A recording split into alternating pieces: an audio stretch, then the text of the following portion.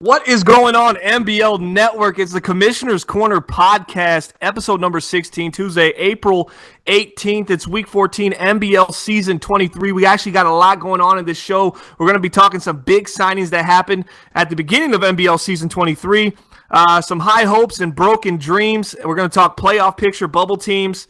And we also got a teaser, man. We're going to be talking about this MBL Blitz intro debut. They got a new intro made by Project Fat. Shout out to him, still repping for the MBL. That's definitely going to debut today, sometime in the middle of the show, man. I hope you guys really enjoyed it. And we also got Deca's Corner. So if you're looking to change the channel at any point during the show, probably around that time. Just kidding. But take a look at our intro, and we'll be right back with the 2-minute drill with Lipp.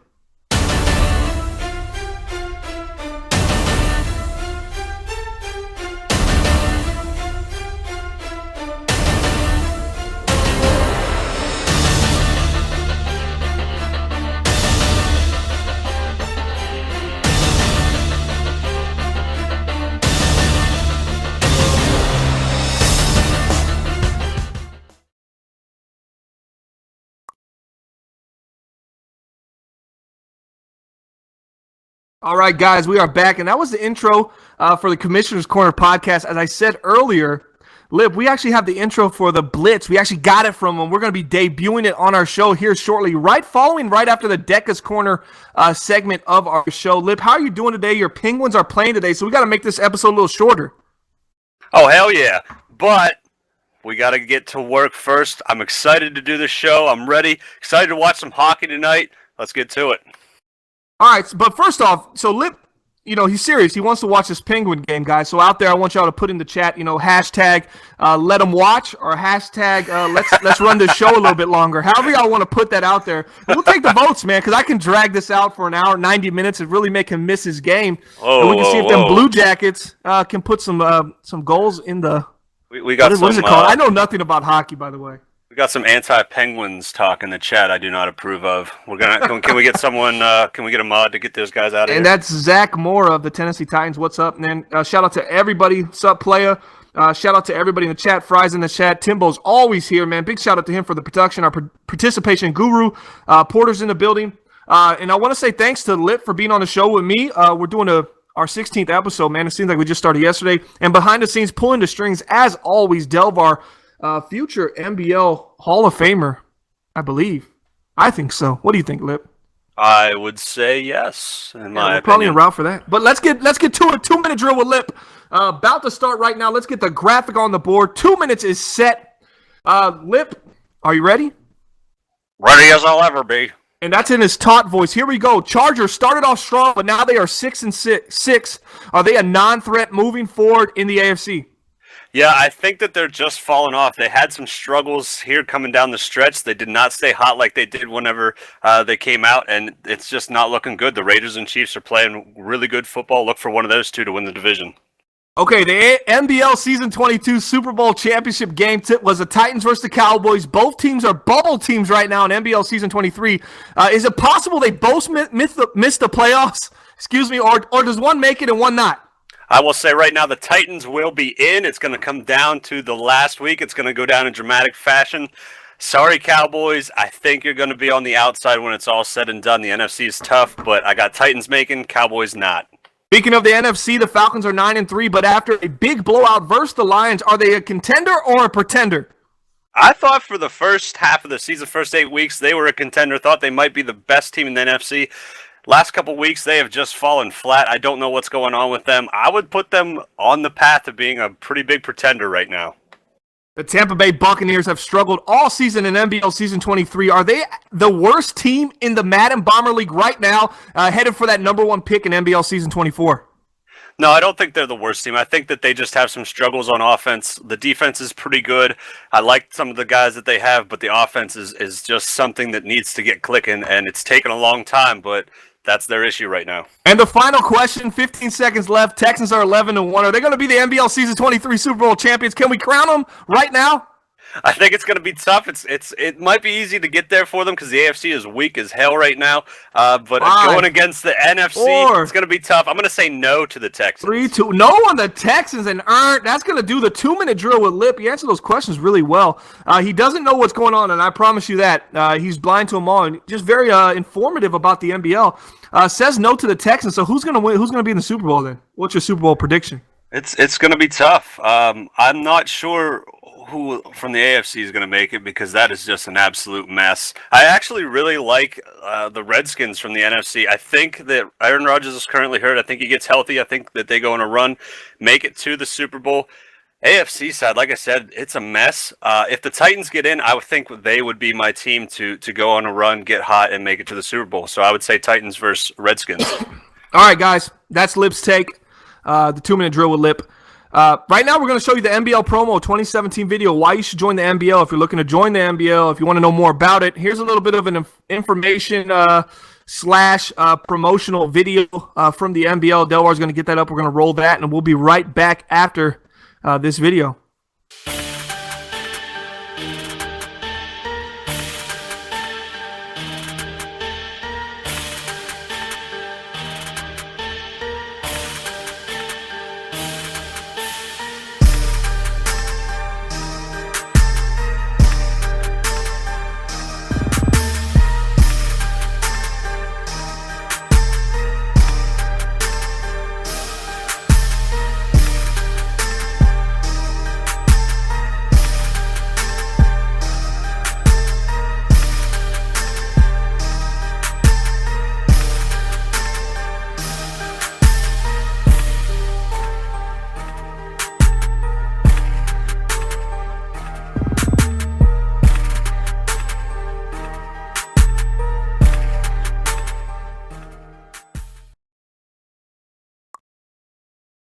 And we are back, baby. We're back. Right now, we're getting Deca.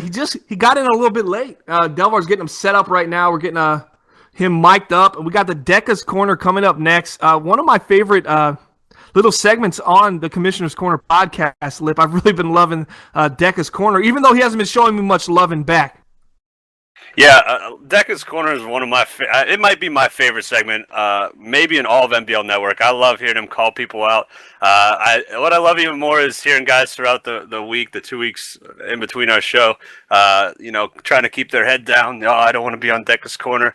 Because Deca's going to call you out and he's going to grill you, and it is hilarious. I love it. And we got him set up right now. He's got the mic on. Deca, is everything working? Is everything functioning well on this side of the stage? I'm never late, Bomber. This is on you, bud.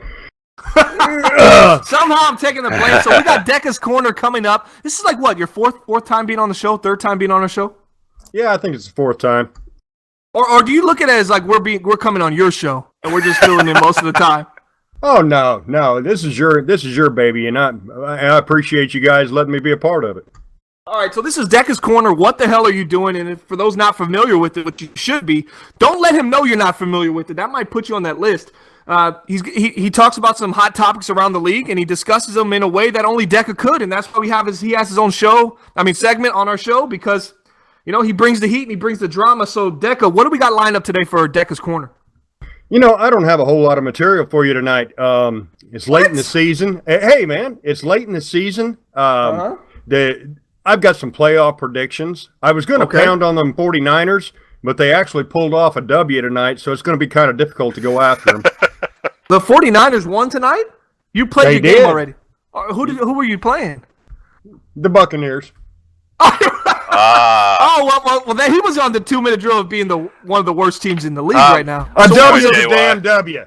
What was the final score in the Buccaneers 49ers game today? 21-19. 21-19, you barely pulled it off, skin of your teeth, and you come away with the W, so you're feeling good. So we're not talking 49ers. So we got playoff predictions, and what else we got? That's pretty much it. I'm going to call out a couple of teams that are severely underperforming, in my opinion. All right, well, let's kick it off. Let's get going. Well, I'm going to start off with the Saints, and this kind of rolls into my playoff predictions. The Saints are my dark horse to get into the NFC playoffs. but they just got whacked by the Rams. The turnovers got to stop over there. Yeah, the Rams, the Rams are the king of the three-man rush. When you got Aaron Donald, what do they have, Robert Quinn over there on the defensive line, Lipp? I mean, arguably he the best. left. I believe he's he in left. Philly. I believe Quinn did leave. That is correct. So they're rolling with Aaron Donald, who's got 10 sacks on the season, and he's forced 3 fumbles already. Their D-line, don't get it twisted, even though Quinn is gone, is still one of the best. But what about the Saints' offensive line, Deca? That's the real issue in New Orleans. How can you take a team and say that they're going to make the playoffs when their offensive line has played so poorly throughout the year? As you all know, this is a very diverse league, and it's all about scheme. I believe Bananas he'll find a way to win.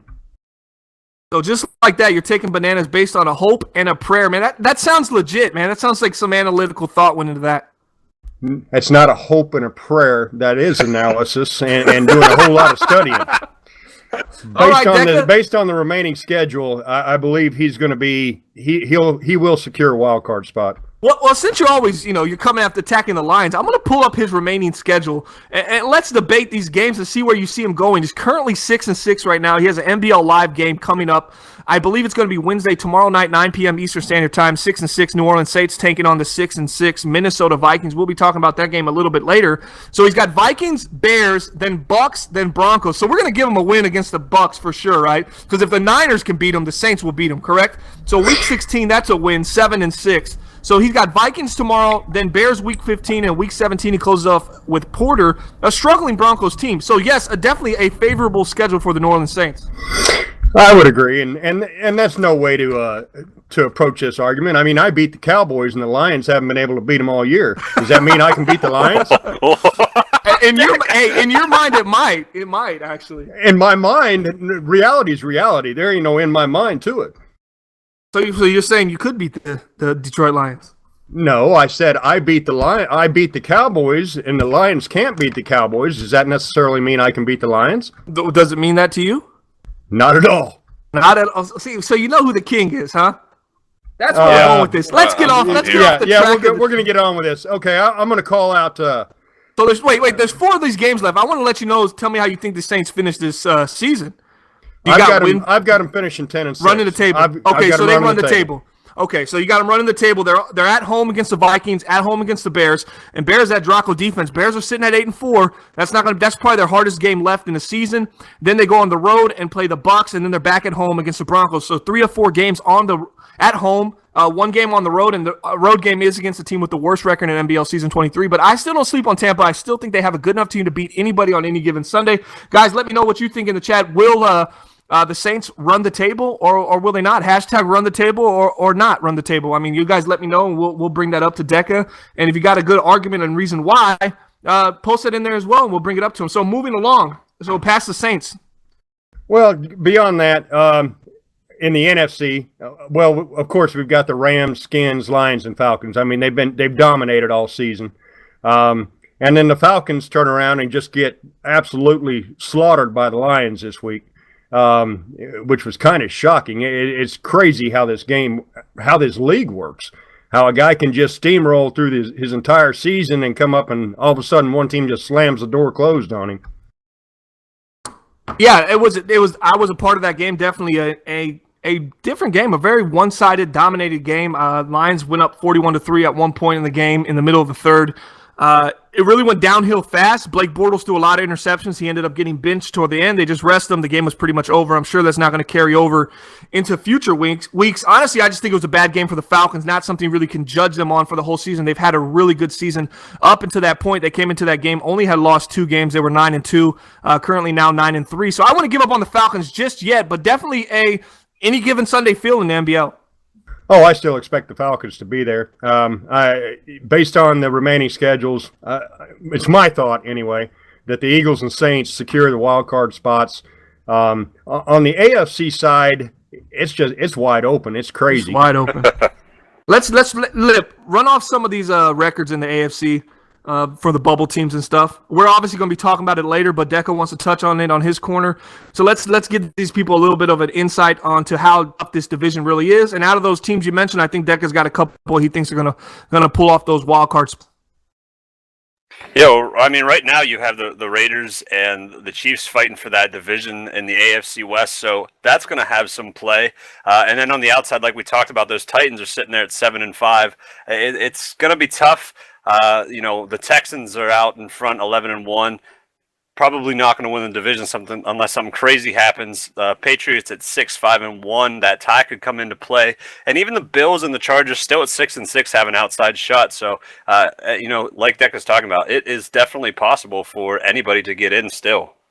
And who do you like? Who do you like, Deca? Who you got? Any dark horse? You got a Patriots pick or a Chargers pick that you think might slide into a wild card spot and knock out one of these guys that are sitting kind of comfortably? Because the Chiefs are sitting really comfortably right now as far as wild card in the AFC with only 4 losses.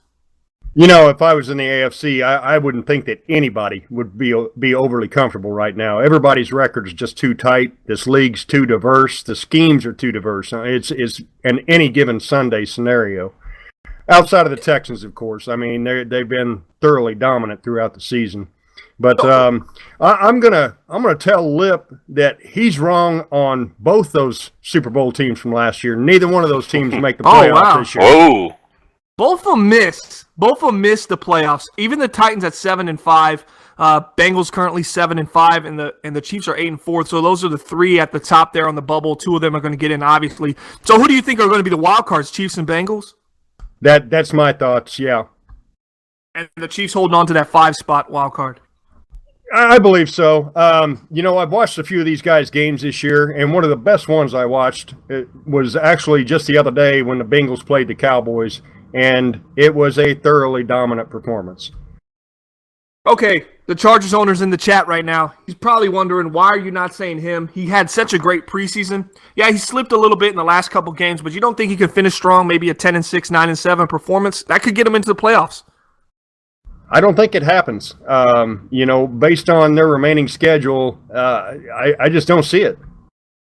Chargers currently, who they have left on their schedule is the Broncos. That's a winnable game, a 4-7-1 team. Patriots, that's a winnable game.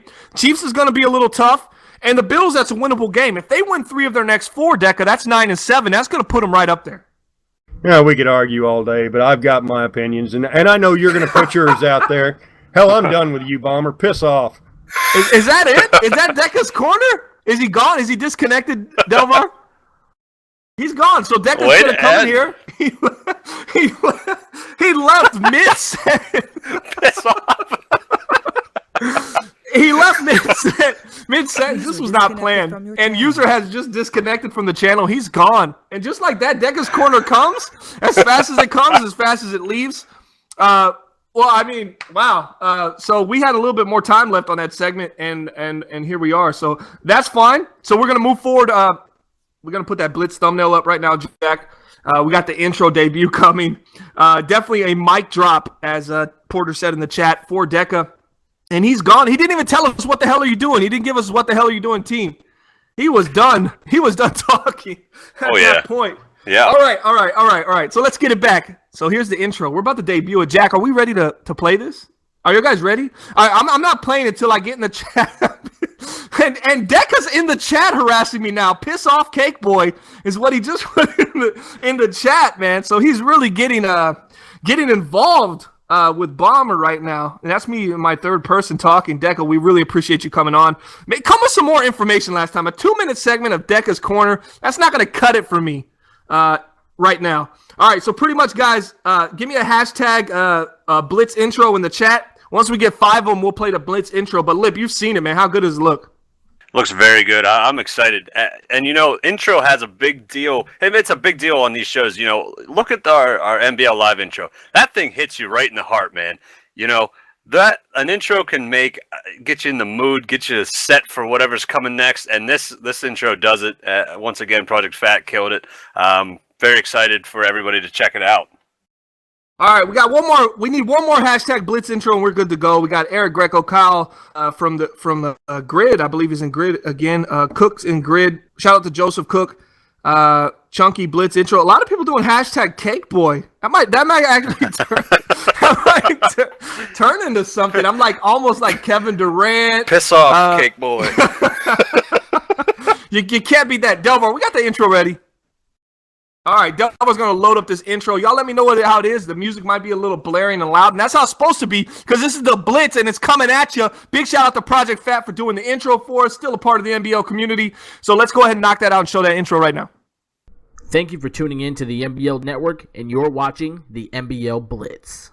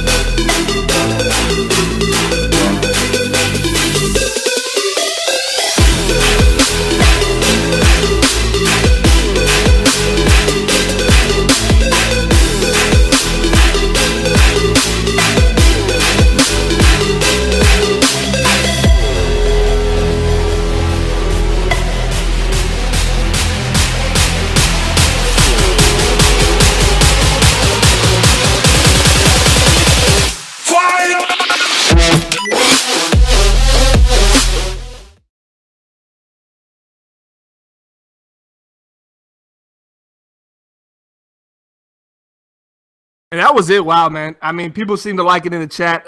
Fuego and fire in Spanish, Lipp. If you didn't know that. Learning something every day on MBL Learning Network. something new every day. Deca says this intro is badass. Chunky said, wow. Zach Moore said, dope. I mean, I'm not going to read off your comments, man. That's a little child's play. But, man, everybody seems to like it. So, play. Doughboy says, play it again. Yo, we're not playing that intro again, man. It was a one-time play. Man, they're even lucky we're playing it on it. We got the big audience here. And, guys, if you don't know right now, MBL Bleacher Report is actually going to be rating our show. So, it put a little bit of pressure on us. So we had to come with this little blitz angle here to draw some more viewers in to see this sweet intro we had for them. They were a little upset we were debuting their intro on our show. Yeah, but they'll get But that's over what the it big dogs do. because The big dogs got to eat, right? Yeah, and everybody wanted to see it. Everybody heard it was coming out. Everybody wanted to see it, so we had to take it out and display it for everybody. And that's what we did. We just displayed it and played it. And hopefully we get a good rate in. See, I tried to make that rhyme. Didn't even work out for me. Moving on. Doughboy says, just admit, MBL Blitz is way better. Come on, man. The views don't lie. Go check our views on a previous thing. You just worry about Booger there, Doughboy, and your rookie That's draft. all I got to say. But if you think Blitz is better than Commissioner Corner Podcast, give me your thoughts in the chat right now. If you think Blitz is better, we can go ahead and remove you from the chat right now. That's how we roll over here. All right, so moving along. NFC West Big Signings this season. A lot of things going on with the NFC West. You had Julio Jones sign to the Arizona Cardinals. 3 years, $40 million with a $19 million signing bonus. So that's a 3 years, $60 million contract. You had Richard Sherman come over there 2 years for $25 million. They're 4-8. That's not good. If I'm the Arizona Cardinals and I'm looking at those signings I just made, that's not good for a team that has aspirations of winning the division. No, it's not. And I think that you can point to one aspect of the game that is hurting them and causing them to be at that 4-8 mark.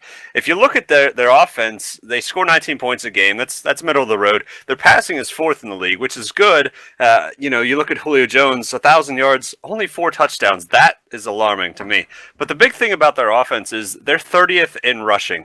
Adrian Rankin only has 258 yards on the season so far. And I think with Allen James at quarterback, Julio Jones out there, I just don't think teams are respecting the run, and they're keying on that pass, and it's making it extremely difficult for the Cardinals to move the ball. Yeah, let's look at Arizona, 4-8. Julio, not bad numbers, 1,000 yards for his age right now and his production, but what they're paying him, I need to see 20 more receptions and probably 200, 300 more yards and about 6 to 8 more touchdowns to really get the value from what they paid him. I just don't see the value coming into play with the Arizona Cardinals. And this was a wide receiver core that, is led by a young potential star in Downs over there. I mean, this is Davari Downs. This was a guy they picked. He's only got 772 yards on 42 catches, and this was a guy that was their number one last year, even as a rookie. He was a 6th pick in the first round NBL season 22 rookie draft. Sophomore season, a little bit of a sophomore slump for him, but I thought playing next to Julio, we'd get a lot more from him. The defense is not playing as great, even with Richard Sherman and Patrick Peterson out there at corner. You'd expect a lot more. Their pass defense ranks 23rd in the NBL, Lipp. 23rd! You got Patrick Peterson and Richard Sherman playing next to each other, and you're paying them to shut people down, and 3 interceptions just isn't going to cut it for me. Moving on, let's talk Seattle Seahawks. Cam Newton, they brought him in. Big deal. They got rid of Russell Wilson. Kind of a lateral move as far as production.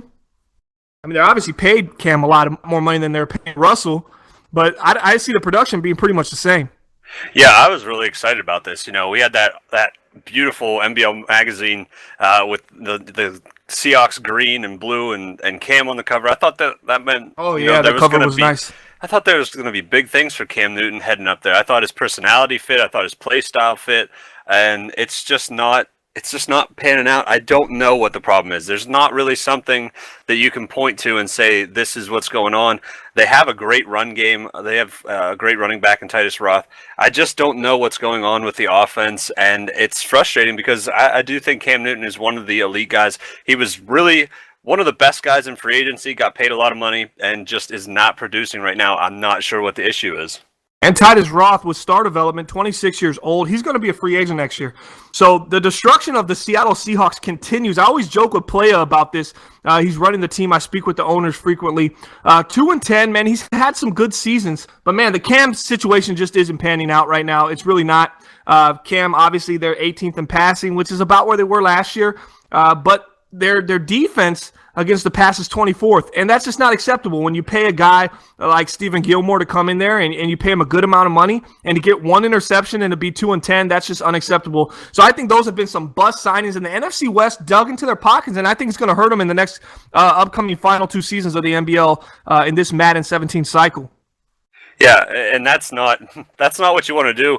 These teams had good years in the past couple of years. Even the Cardinals won the division last year, and I'm not sure.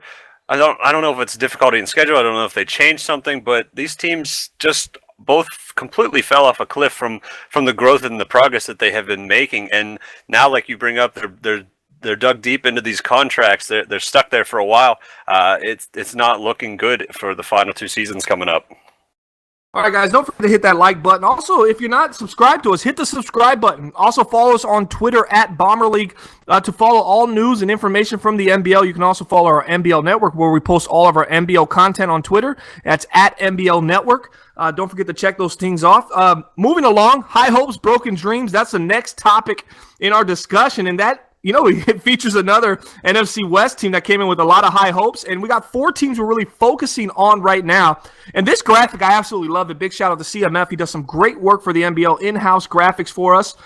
These aren't the Web3Cast.com graphics, obviously. This is our in-house guy, and he does a great job for us. But this is High Hopes, Broken Dreams, Commissioner's Corner podcast, episode number 16. This is one of our focal points right here.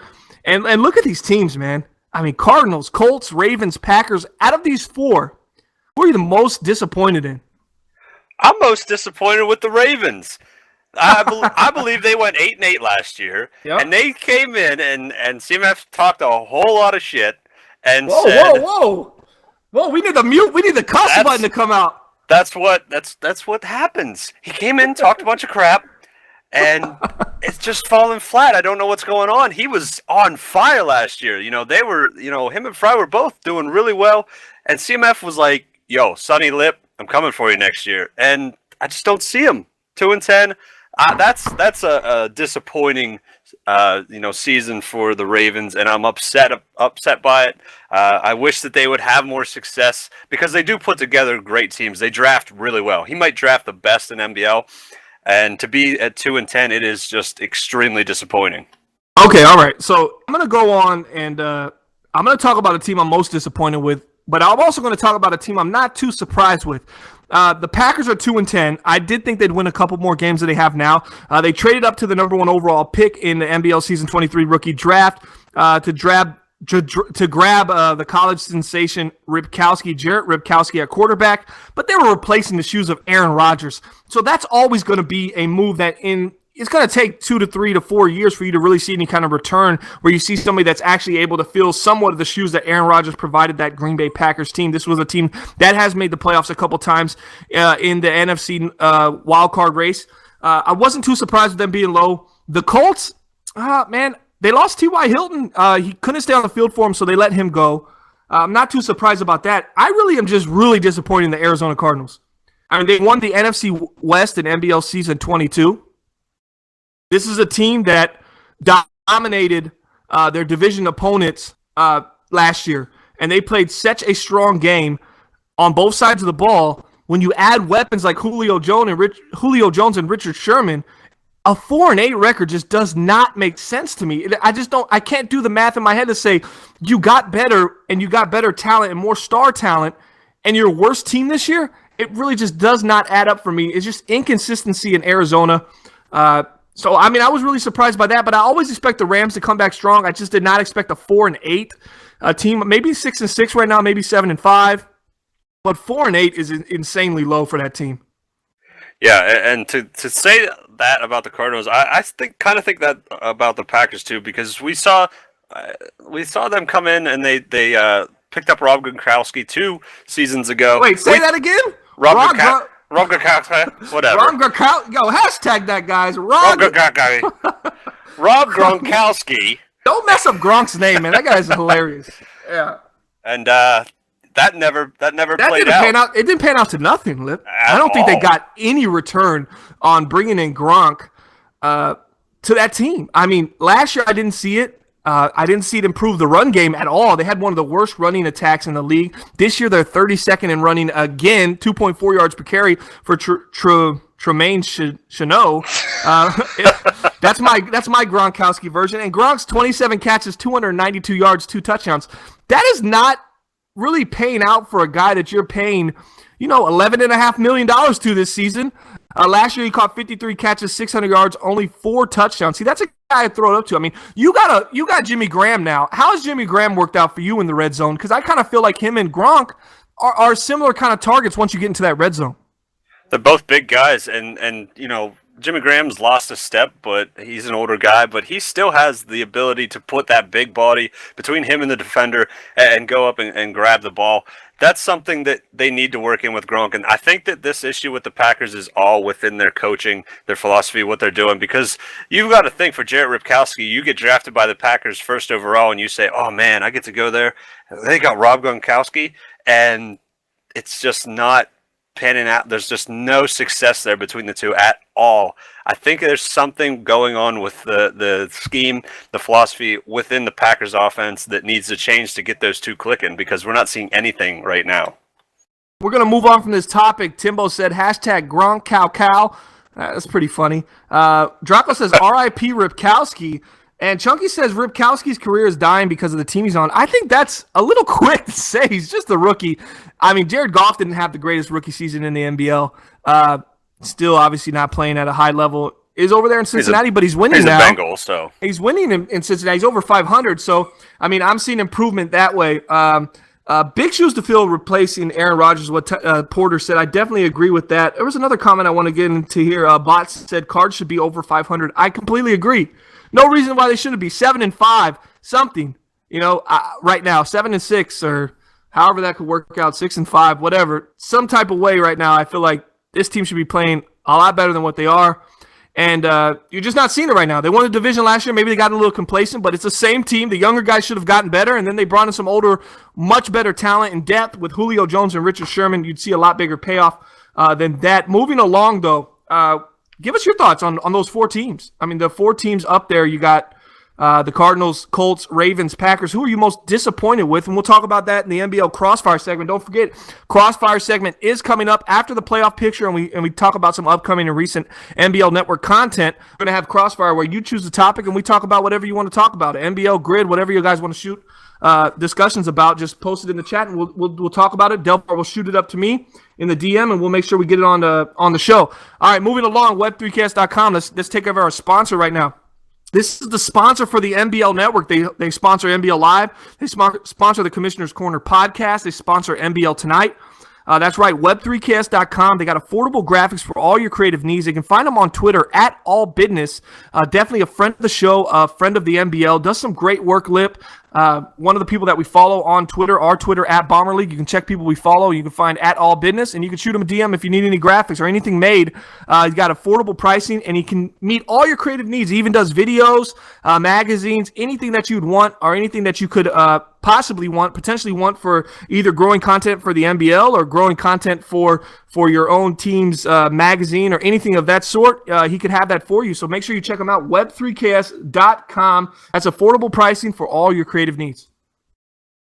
Moving along now in the show, Lipp, playoff picture time. We're going to be talking bubble teams. We're going to be talking who can withstand that top position in their current conference, and see if they can get by, who's going to get by, who's not. We're looking at this graphic right now. I'm pulling it up as we speak. We're looking at how it is right now. Texans atop the AFC. Redskins and Lions are tied right now.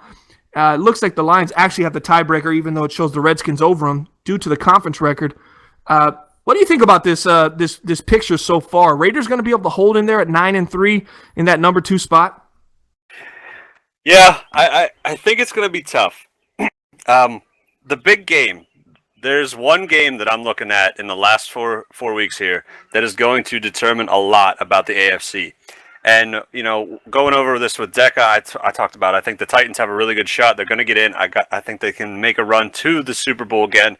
Their schedule is very friendly here on the last 4 weeks. Jaguars, Raiders, Colts, and Bears. Now, the game I'm talking about, the game that's going to determine the AFC, I think, is this Titans versus Raiders matchup in Week 15. It's going to be huge because... What was the matchup? The who? Raiders versus Titans. Okay. Week 15. Mm-hmm. It's going to be huge because that's going to determine whether the Raiders can hold on to that number 2 spot or if the Titans can get in and lock themselves in as a wild card team. That right there is going to set a lot of things in the playoff picture, and it's a big game for the AFC.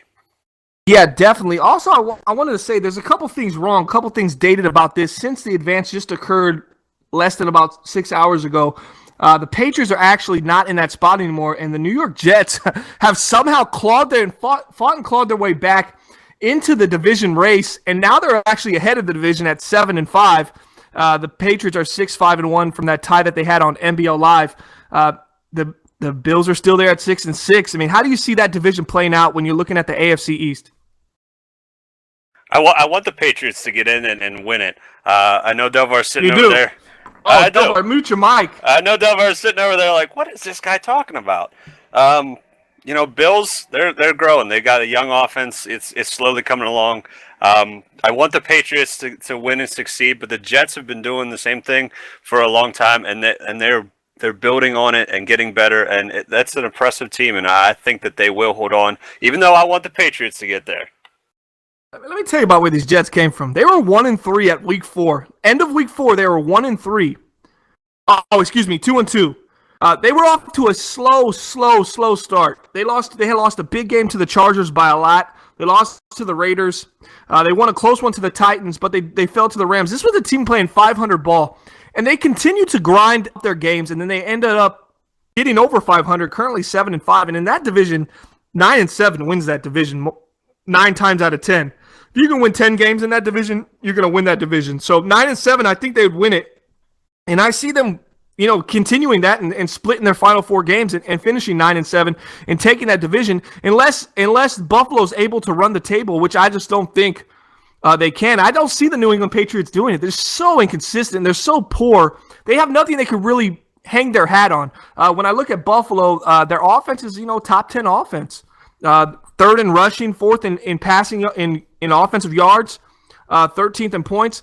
This team is up there, and statistically, while the Patriots are 20th in everything. So I think the East is going to come down to the New York Jets and the Buffalo Bills.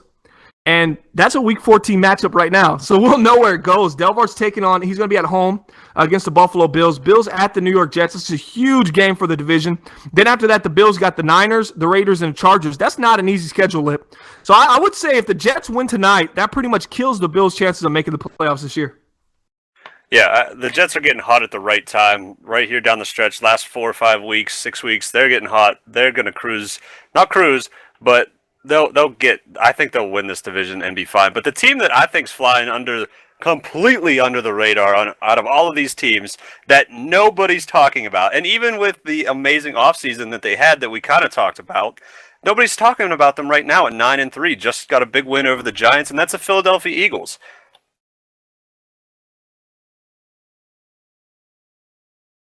Oh, you saying the Philadelphia Eagles are the team that's flying under the radar? Oh, absolutely. I don't think anyone's talking about them, and I don't think anybody views them as a dangerous team that can make a run in the playoffs. And they're having a great year, and that's a team that I would love to see make a run in the playoffs. October does a good job. Great offseason, good team building skills, and 9-3 is impressive right now. One game behind the Redskins. Eagles currently 9-3 right now. And, you're looking at Philly and you're saying, wow, how are they getting so overlooked when this is a team that is almost a top 10 offense and a top 10 in defense. They're 14th, 10th against the pass. Really struggle against the run, but this is a team that has all the potential. I really like Lavari Samuel over there, wide receiver, Andre Whitner, Jordan Matthews, Dorial Green-Beckham. They have a really nice distribution going over there with Carson Wentz. Wentz has 16 touchdowns on the year, and Lamar Miller's averaging 4 yards per carry with 695 yards thus far. So this is a Philly team in the NFC that I really like as well, Lipp, and I think they could. I think they could upset a couple teams. Do I think they're a Super Bowl champion team? No. Definitely not, but I think that they have a potential to beat some teams in the playoffs and really change the dynamic of the NFC. Yeah, and that's what it's all about.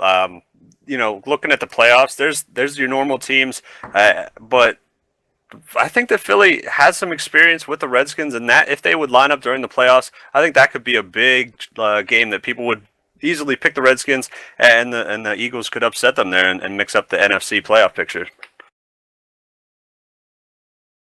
And moving along in the NFC, I'm looking at some other teams. I really like the Chicago Bears. Definitely sitting there in the wild card. The Saints are bubbling up. That's what Deca said about them. That's pretty much it, man. The Cowboys, 7-6. I really think the Cowboys have the opportunity to make a run as well, man. I think you can't sleep on the Super Bowl champions, MBL Season 22 Super Bowl champions, the Dallas Cowboys and the Tennessee Titans. The Giants in the chat say that they're going to be back next year, Lipp. A really tough division, NFC East, man. Kind of weird to see the Giants sitting at 5-7 right now. Yeah, I think that just has to do with some change in ownership. But this division has always been tough. I think it's going to get tougher. Once this next off season comes around, players get developed. The thing that's going to shake this up is I don't know how long Aaron Rodgers is going to stick around. He got hurt this year, out 8 weeks, I believe. The Redskins are still winning without him. But they're going to have to make a decision at quarterback, which is going to open the door for all of these other teams, the Eagles, Cowboys, and Giants, to sneak in and make a run for the division. What decision is that? What he's going to do with either trying to keep Aaron Rodgers for another year, go with a different guy somewhere in the draft. That's going to be the decision that really sets up where this division's going to go, as we get through the draft and move into preseason. And Aaron Rodgers hasn't played too great. Maybe he'll have some heroic playoff performance, but he hasn't played since week 8. He's been injured. This is his first year, man. He was on a 1-year deal. He got paid about $20-something million. So 6 touchdowns, 5 interceptions, QBR 99.4. I think you got to go and draft somebody. I don't think Heap's the guy either. Yeah, I think so too. I mean, he's playing well. 72 completion percentage, 118 QBR. Peter Heap might be the guy, but yeah, that's Peter Heap. That's the Heap. That's Peter Heap, 7th round pick in his second year in the MBL. Who we're talking about right there. Obviously has outplayed Aaron Rodgers in 4 games. Still small sample size. They've played Cincinnati, Philadelphia, Baltimore, and Seattle. So maybe a favorable schedule has helped Heap in these 4 games that he's played. Yeah, and I worry that you see that he's playing well. I don't want him to roll into next season with him. But like I said, there's going to be a big decision whether it's going to be a guy in the draft, maybe somebody pops up in free agency, even keeping Aaron Rodgers for another year. I don't know, but that is going to set up that division next year to be extremely competitive. All right, so it's week 14, NBL season 23. We still got 4 weeks, 14, 15, 16, 17. That's 4 weeks, guys, left before the playoffs. So we'll be touching back on that. Probably right before the playoffs, we'll probably have another show that will come out. NBL Blitz will be coming out next week for sure. And then we'll be talking some playoffs, matchups, some offseason stuff. And Blitz will also be touching on their infamous rookie scouting and all that kind of draft stuff, because that's what they love to talk about over there. That's kind of become their forte over there with the MBL Blitz. We're going to move on to MBL Crossfire. This is a segment where you choose the topic. So put something in the chat you would like us to talk about, and sit back and relax and watch us shred your topic. And if we find any topics that are essentially about your team indirectly, we're just going to crush your team. That's how this is going to work. Any selfish topics, we're just going to come back and crush them. Obviously, just joking. So put your topics in the chat right now. It's the MBL Crossfire segment right now. You choose the topics, and we talk about them. Someone mentioned earlier about the defense in for the Los Angeles Rams, how they're just so legit, and Rams are a real contender, Draco was saying. And if Draco says your defense is legit and you're a real contender, I have to take him at his word. Very similar styles over there defensively for both of those teams. I think we've both talked about this, not on the air before, but the Draco defense, I think there might be a baby Draco defense with the Los Angeles Rams. Yeah, I think that because remember that we talked about that. I think that was a couple weeks ago, actually. So it's funny that Draco's saying his defense is legit. Maybe sees a lot of similarities. Yeah, I think there are a lot of similarities. You have just a solid D-line, and you have talented, skilled linebackers that can bear the load, that can play up on the run and defend the pass, and that's something that I think you see whenever you play both defenses, that their front seven's extremely talented in both areas of defending the run and the pass. So I think we are seeing a little baby Draco defense forming there in Los Angeles. And I'll tell you what, since we're talking about, front sevens, let's talk about the best four linebackers in the NBL. I think the Washington Redskins have the best linebacker core. And if you haven't checked out their linebacker core, go do it after this game. If you got access to the Daddy Leagues, it's MaddenBomberLeague.com or DaddyLeagues.com/MBL. Go to the Washington Redskins and look at this linebacker core. I guarantee you that the Rams, Jay Moon, or the Bears, Draco, would love to have this linebacker core. They are just phenomenal. I think he built one of the best linebacker cores in NBL history. I mean, if you take Rush Lunsford out of it, because he can make any linebacker core good, and that's a Madden 15 reference. Denver Broncos, he won a Super Bowl for Backley. So this guy is an NBL Hall of Famer, Players Hall of Fame as well. You can find that on 365.maddenbomberleague.com. That linebacker core is crazy. I know that's a little off topic, but we're going to move on. Let's see what we got in the chat right now. Someone had something good. Doughboy said, was it the right time for the Steelers to move past Big Ben? Now, I'll answer that. Doughboy, I'd have issues with it if they didn't win. They didn't go to 3 Super Bowls in a row. And, Ben's 37, 38 years old right now. And it's pretty much a point where you have to think, if you're Pittsburgh, we got 2 seasons left on this Madden cycle. You have to develop somebody. You have had your success with Ben. There's no point of holding on to him for an extra year while he's a regressed player and he's a shell of himself when you could be developing another talent to try to make another run towards the end of the cycle. So I think it was the right time. Could they have hold on to him and tried to just hang on to him as long as they could? Obviously. But, I mean, this is a regressed player. I mean, you look at Ben's stats this year. He's playing with the Buffalo Bills.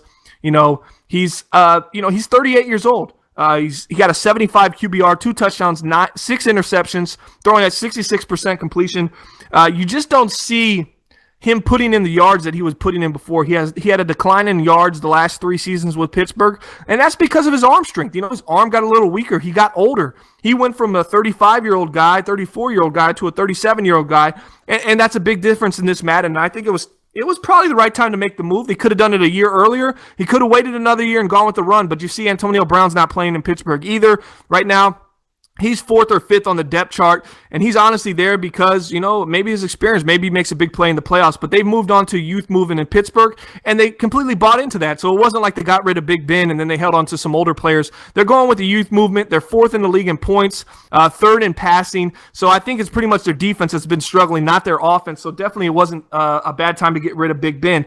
Moving on, looking at some other stuff. Do Doves cry when the Lions beat the Packers? I don't even know how to answer that. Kyle, Matt Miller, with the craziest questions, this guy from Grid. Love your enthusiasm, man, but you got some wild questions. Let's see what else we got in the chat. We're looking around. I think that might... Gub calling out Redskins and Gub will be season 24 champion. And who's saying that? Deca, our friend Deca from Deca's Corner. Oh, Deca from Deca's Corner predicting the Redskins to be the champ. So the Redskins are doomed. Season 24, you got to win now. Because if you don't win in this season, you only have one season after season 24. And mind you, this is a shot at Deca. He is absolutely never right with his predictions. As we said before, he went on the whole NFL playoff picture and predict every game and was wrong every single time through the Super Bowl and thought the Falcons were going to break his luck. And even then, the NFL gods and the New England Patriots decided otherwise, and that was it. Most improved team this year, Deca. That's a great question. I don't know where we're going to go with most improved team. What are your first thoughts? Maybe the Los Angeles Rams would be up there, but I honestly like the Philadelphia Eagles. Yeah, I went right to the Rams because we know that they had a bad year last year, 5-11, and now they're cruising right now. They're playing very good football, looking good at 9-3. So the Rams are definitely my biggest improved team. The Eagles, I'm not sure. They were 9-7 last year. They're 9-3 right now. So that's, unless they have a major collapse, I think they'll do a little bit better. But they still had a good year last year. Yeah, most improved, I'd be looking at the Rams or the Eagles. Owner of the year, I'd probably be looking at the Houston Texans. If they keep it up and finish strong and win 13 games, they probably have my vote definitely for owner of the year. Most likely. Redskins, obviously, honorable mention. They always play well. Now, Deca, we're going to take one more question, and we're going to get out of here. We got a Penguins game to watch. Lipp at least does. And I'm going to watch some NBA playoffs. You're gonna try some hockey. We'll get you into hockey. You want me to try some hockey, man? I can't do the ice soccer, bro. it's not ice for me, soccer. Man. Ice soccer. That's what I call it. It's soccer on ice, man. And whatever. Let's just move on. Rookies of the year, MVPs. Lipp, give us some. Deca says Spurs suck. All right, Porter, you have my take his mod away and take this guy out the chat. Obviously, just joking. Lipp, rookie of the year. Anybody catch your eye? MVP. Right now, it's tough to say because some of the quarterbacks. The quarterback play is strange. I don't know if I see a quarterback that is, leading the charge and playing above everybody else. Even if you look at the Texans, Connor Cook has 15 touchdowns, 11 interceptions. Not really the MVP kind of guy, but I would look at maybe if the Raiders could hold on, get the number 2 seed, and have a solid year, I would possibly look at DeAndre Washington. He's had a really good year, averaging 5.7 yards a carry, 10 touchdowns, almost 1,000 yards. He's doing really well. If he would just ignite a little bit more, strong push the last 4 weeks, get them that number 2 seed, maybe even number 1 seed, that could be an early MVP guy right there, DeAndre Washington. Yeah, interesting. I could see that happening. I might actually have to go on the defensive side of the ball for mine. Rookie of the year, I really don't have. Man, I'm not familiar with any that are playing good outside of the halfback from Buffalo. This guy was taken in the first round, 12th overall pick, Keyshawn Morton, Buffalo Bills. He's got 839 yards, averaging 7.2 yards per carry and 11 touchdowns. This is definitely my rookie of the year thus far in the NBL. Yeah, and I want to see a defender step up. I want a defensive MVP. I think it would be really cool. Just has to have a lights-out season, and he's well on his way right now. And that's going to do it for the MBL Commissioner's Corner podcast, episode number 16 for April 18th. Week 14, NBL Season 23. We got 4 weeks left, guys, before the playoffs, man. So make sure, you guys, stick around. We got more coming up. Blitz is going to be coming up next week. We're going to follow that next week, and then they're going to be talking rookies and all this offseason stuff. And we're going to have a rookie show, rookie draft this year. It's going to be great. Just like all the other ones we have, just keep improving and keep pushing the envelope. For Bomber, myself, and for my co-host Lipp on the Commissioner's Corner podcast, also Delver behind the scenes pulling the strings. Make sure you follow MBL on Twitter at Bomber League and go to MaddenBomberLeague.com or 365.MaddenBomberLeague.com to submit an application. Hit that like and subscribe button, and thanks for tuning in, and we will catch you next time.